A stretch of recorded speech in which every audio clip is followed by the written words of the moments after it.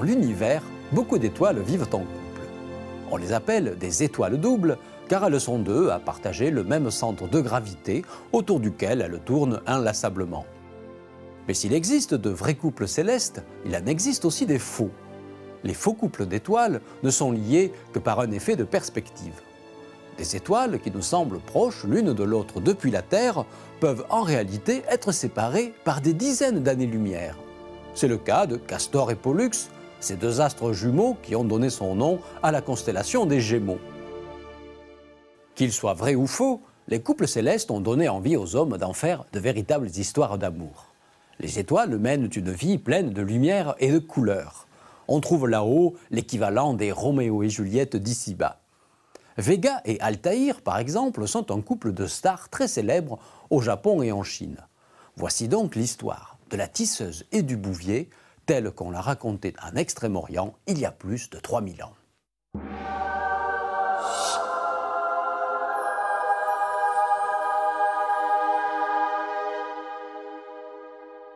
Il fut un temps où le ciel était habité par un empereur.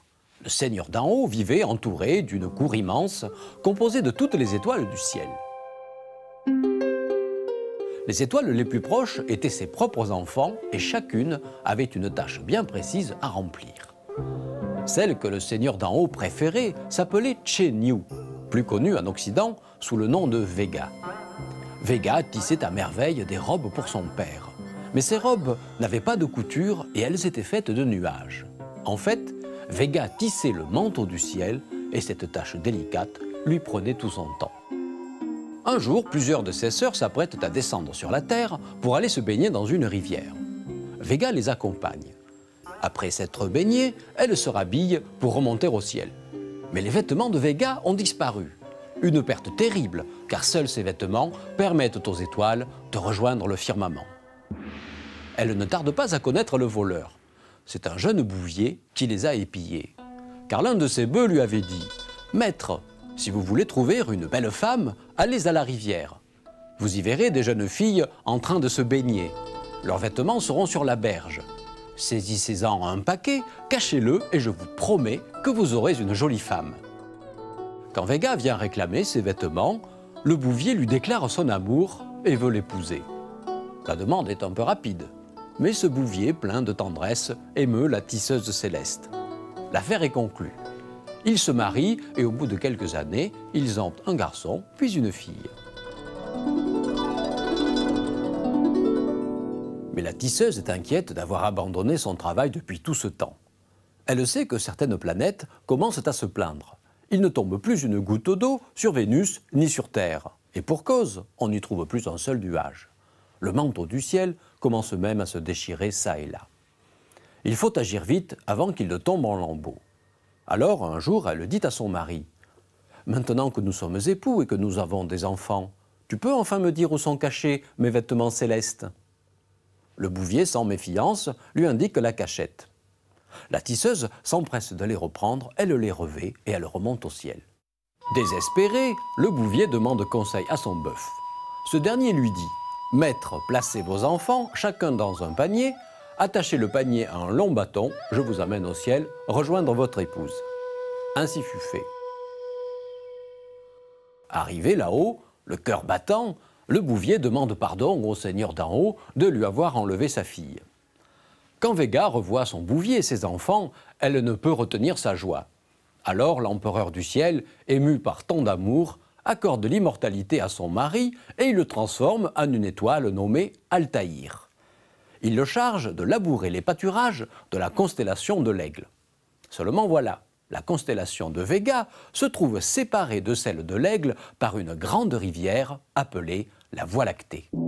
L'arrêt divin est sans appel, Altaïr doit rester dans sa constellation loin de sa femme.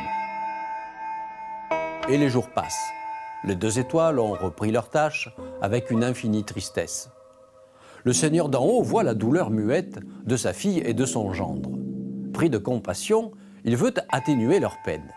Désormais, et pour toute la suite des temps, la tisseuse et le bouvier peuvent cesser leur travail une nuit par semaine pour se retrouver. « Et l'ordre du monde ?» demandent les planètes affolées. « Oh, le ciel n'en mourra pas. Il y aura toujours assez de nuages sur la terre, répond le seigneur d'en haut. Et il ordonne à une étoile filante de transmettre son arrêt au bouvier et à la tisseuse. L'étoile filante vole annoncer la bonne nouvelle. Mais l'étourdie commet une erreur. Elle dit aux deux étoiles que l'empereur leur donne la permission de se rejoindre seulement une nuit par an. Une nuit par an, c'est bien peu, se disent Vega et Altaïr. Mais après tout, quand on a l'éternité devant soi, cela fait beaucoup. Alors ils choisissent comme date de rencontre le jour où Vega était allé se baigner dans la rivière. Et c'est ce qu'ils font depuis tout ce temps. Mais comme il leur faut traverser les flots argentés de la Voie lactée, ce jour-là, toutes les pies montent au ciel, chacune avec une petite branche d'arbre, et elles font une passerelle pour permettre à l'étoile amoureuse de vite retrouver celui qui l'attend de l'autre côté.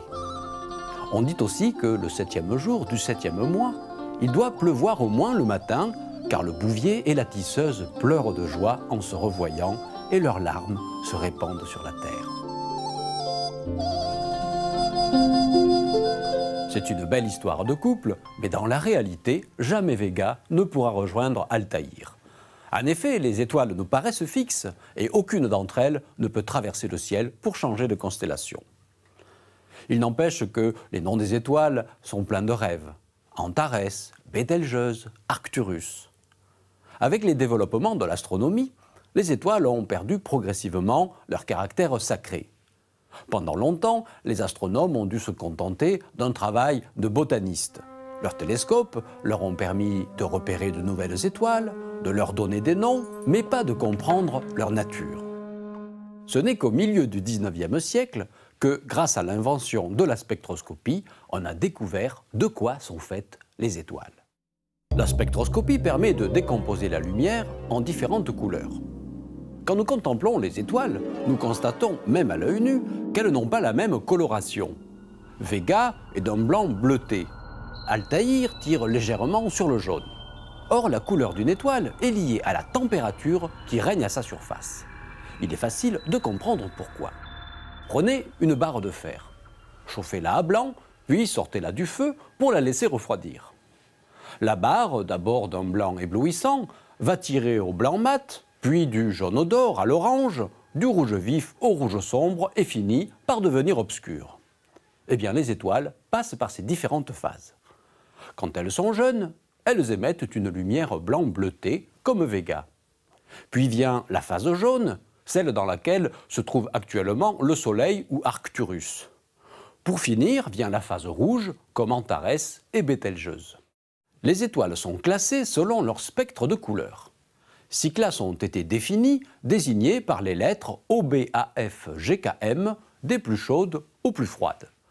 Un bon moyen mnémotechnique pour s'en souvenir est la phrase anglaise « Oh, be a fine girl, kiss me » « Oh, sois une gentille fille, embrasse-moi », une déclaration que n'aurait pas désavouée l'étoile du Bouvier. Vega et Altaïr appartiennent toutes deux à la classe A. Cela veut dire que leur température de surface est d'environ 12 000 degrés, alors que le Soleil de type G n'a qu'une température de 6 000 degrés. Si les étoiles brillent, c'est parce que l'hydrogène qui les compose fusionne à haute température. Ils transforment leur cœur en un gigantesque réacteur nucléaire libérant de l'énergie.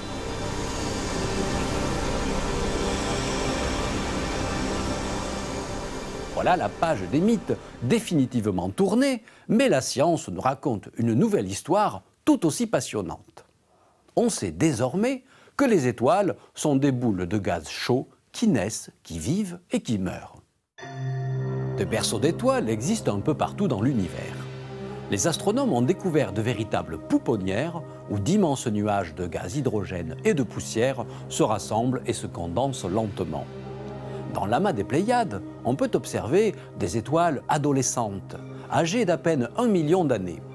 Mais en libérant de l'énergie, les jeunes étoiles s'arrondissent et elles deviennent, comme notre Soleil, des étoiles adultes en parfait équilibre.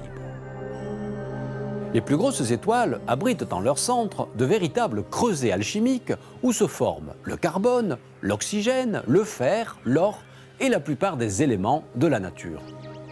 À la fin de leur vie, elles explosent en une fraction de seconde, projetant à une vitesse folle dans l'espace les matériaux qu'elles possèdent. La mort fulgurante de ces supernovas est source de vie, car leurs matériaux vont être récupérés pour servir de matrice à de nouvelles étoiles. Ainsi, de génération en génération, les étoiles s'enrichissent du passé de leurs ancêtres.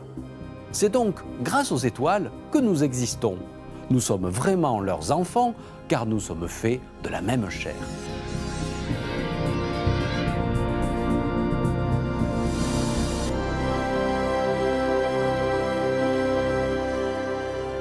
La vie d'une étoile est différente selon qu'elle est célibataire ou qu'elle vit en couple. On s'est aperçu que plus de la moitié de toutes les étoiles vivent dans des systèmes doubles. Notre Soleil, étoile célibataire, est donc plutôt minoritaire. Si une étoile née célibataire, elle a toutes les chances de le rester jusqu'à la fin de sa vie. Heureusement pour nous d'ailleurs. Si d'aventure, une étoile vagabonde s'approchait suffisamment près du Soleil pour se lier à lui, alors il est probable que le couple Terre-Soleil serait brisé et que notre planète serait éjectée du système solaire. En effet, les astronomes ont calculé que l'arrivée d'un intrus dans un ménage céleste était parfaitement déstabilisante. Il y a ainsi une sorte de morale dans la société des étoiles que n'aurait pas désavoué le Seigneur d'en haut, empereur du ciel.